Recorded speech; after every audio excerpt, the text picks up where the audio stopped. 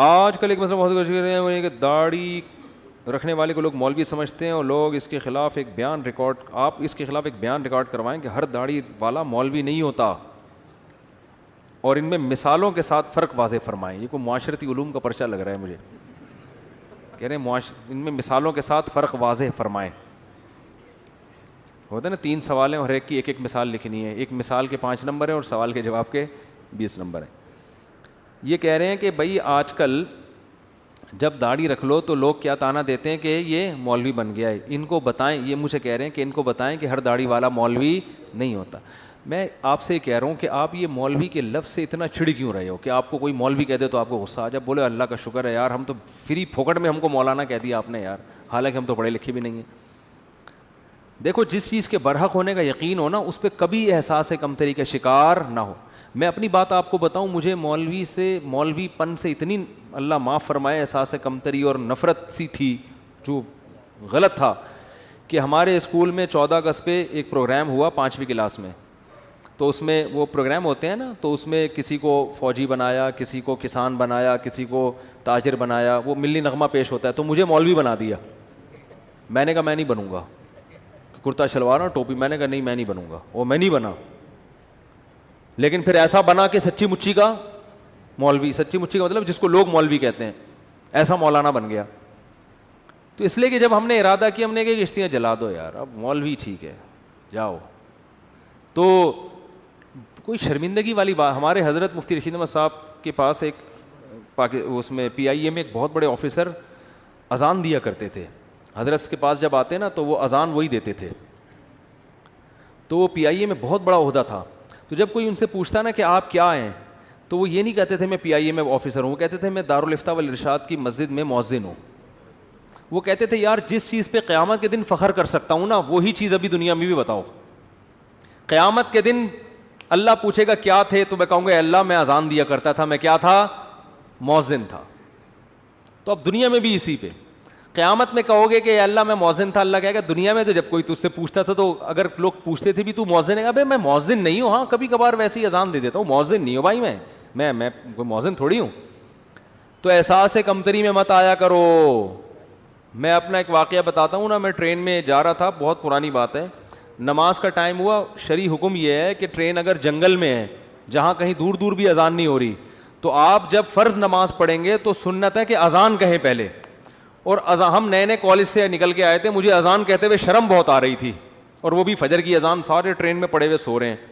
اب مجھے شرم آ رہی تھی یار, میں اذان کہوں گا, لوگ بولیں گے تو بالکل ہی پروفیشنل مولوی نکلا یار. ہمارے تو خیالات کچھ اور تھے. نماز تو ہم پڑھتے تھے بچپن سے ہی, لیکن مولانا بننے کا کوئی پروگرام نہیں تھا. اب مجھے شرم آ رہی تھی یار, اذان دو تو یہ بولیں گے یار یہ ملا یہ تو پورا ملا ہے. بس ہم ٹوپی پہنتے تھے, نماز کے وقت ٹوپی پہنی اور فوراً نماز کے فوراً بعد ٹوپی اتاری اور بال پف آگے سے آدھا گھنٹہ اس کو سیٹ کرنے میں لگتا تھا. ٹوپی بھی اس طرح سے پہنتے تھے کہ بالوں کی سیٹنگ خراب نہ ہو.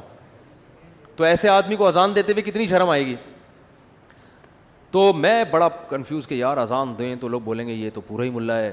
پھر میں نے کہا یار دیکھو, اللہ کا حکم ہے کہ نماز پڑھو, یہ کمبختوں کو سوتے ہوئے شرم نہیں آ رہی ہے. سارے کلمہ گو مسلمان ہیں, یا تو کوئی عیسائی یہودی ہندو ہوتے, سب کلمہ پڑھنے والے مسلمان ہیں. سب کو پتہ ہے اسلام میں کتنی نمازیں فرض ہیں, 5 نمازیں. سفر میں بھی نماز معاف نہیں ہے. شرم تو ان کمبختوں کو آنی چاہیے جو پڑے ہوئے سو رہے ہیں, ہمیں تو فخر ہونا چاہیے. تو شرم تو پھر بھی آ رہی تھی, لیکن میں نے کہا ایسی کی تیسی جاؤ.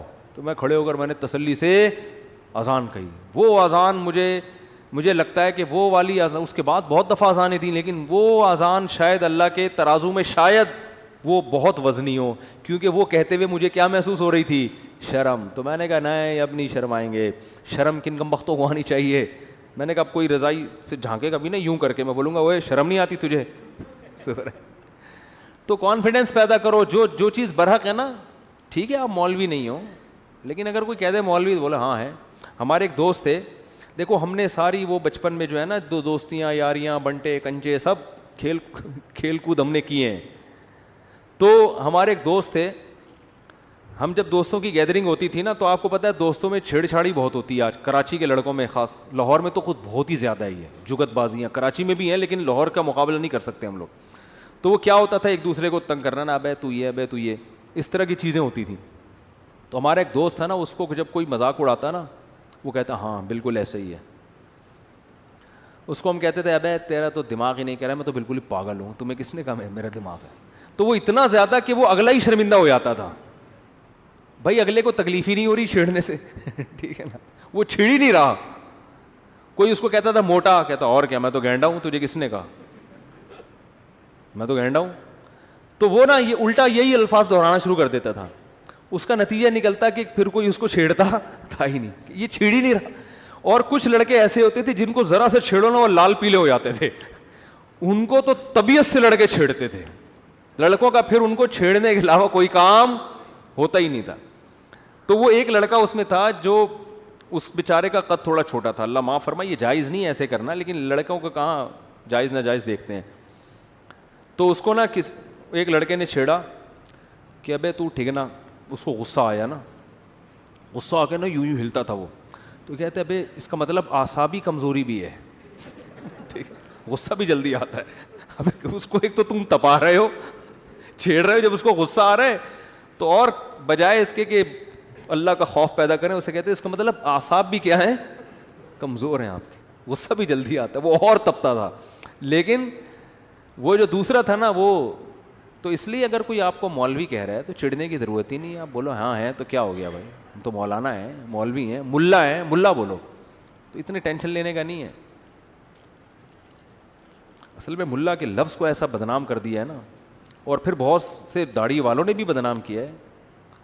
داڑھی رکھ کے بعض لوگ کچھ الٹے کام کر لیتے ہیں. داڑھی والے چور نہیں ہوتے, لیکن چور بھی بعض دفعہ داڑھی رکھ لیتے ہیں, تو یہ پھر مصیبت ہے.